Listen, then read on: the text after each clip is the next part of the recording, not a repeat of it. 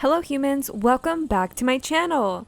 Today we're going to be planting these succulents in ground.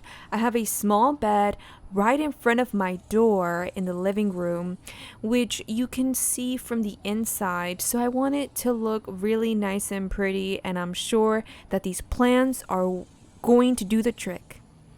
We have some sempervivums, we have some graptopetellums, and these are actually wild succulents. And here I am cleaning up this bed. I'm sure you know that these plants are very invasive in here, and you know what? They looked okay. It just looked a little too messy for me, too messy for the eye. And so I'm pulling them all out, making sure that the roots come out, and we are going to go from there. It's a small bed, but I do think that the fuller it is, the better it's gonna look. Here I am making a neat pile so I can get everything out of there as fast as possible. So there is a lining in this bed, and as you can see, those white rocks that actually made the lining, I went ahead and removed those so you can see the brick that's right next to the soil. So I decided to leave these big wild succulents on there so they could provide shade to the succulents. I'm now done cleaning up the bed. This is what it looks like. This is the size of it. These are the rocks, the stones that I have to work with. And again, here are all my succulents. I am in the background working. I'm actually bringing the soil, the bag of soil that I'm going to use. I'm going to pile some soil on top of the bed so I can create more room for plants. And I'm going to be using this raised topsoil that I get from anywhere, Home Depot. I think it's organic and it's cheaper than the regular soil, than the Miracle-Gro. So that's why I get it, and it seems to work really well for me. And I honestly really like this soil. So I buy it, and that's what I use. Here I am carrying my beautiful plants to the spot where I'm going to use them. And they just look really great together. I know I have a lot of green shades, but I honestly think that the texture and the different tones of green will go really well together in this bed. And so here I am making sure that I make large enough holes for each plant. If you're interested in the name of the plants that I'm going to be using here, I will provide all of the names. This one is called Watch Chain Plant, and it's very, very hardy. It did well, really, really well. Better than most of the plants that I planted here.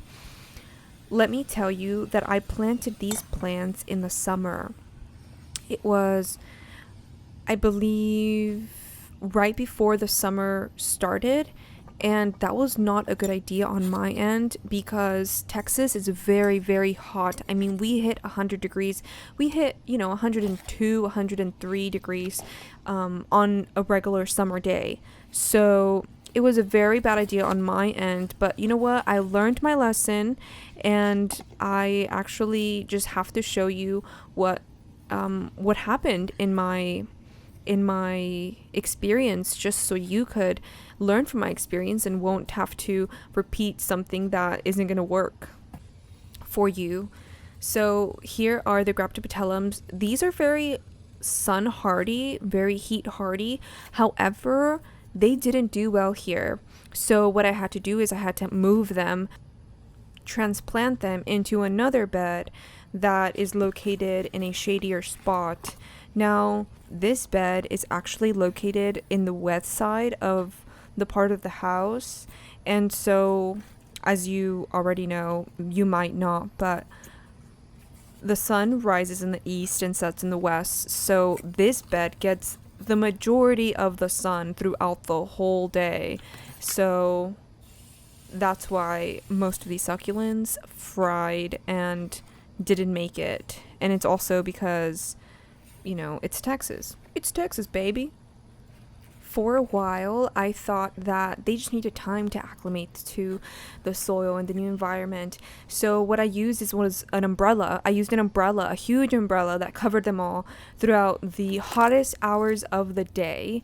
And it seemed to work, but it wasn't, a long-term solution because, the winter came, etc., etc., other things came. So you really had to baby these plants in order for them to survive. And, that's not something that a lot of people want to do when they try to go into cactus and succulents and hardier plants that don't need a lot of maintenance. So, as you can see, you're getting an idea of what this bed is going to look like. These are actually sage plants that you just saw.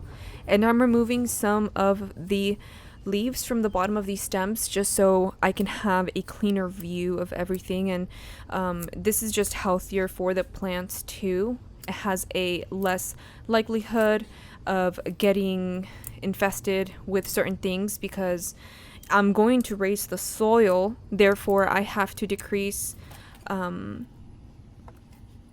actually have to increase the amount of room between the stem and the soil, or the leaves, for example. I believe something happened with my lens and it's making the soil different colors. So I'm not sure where that happened, why that happened. This is an Echeveria River Blue. Pretty large, flower-looking succulent. Very beautiful. And it's very eye-catching. So it was definitely the center of attention in this bed.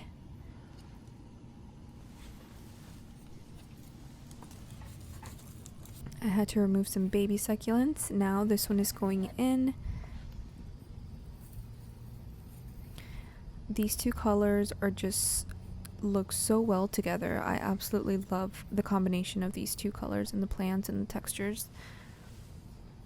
You get some foliage and you get some flower, eye-catching parts. Now it's time to put all of the stones back on the edge of the bed to make everything look more compiled together, more snug.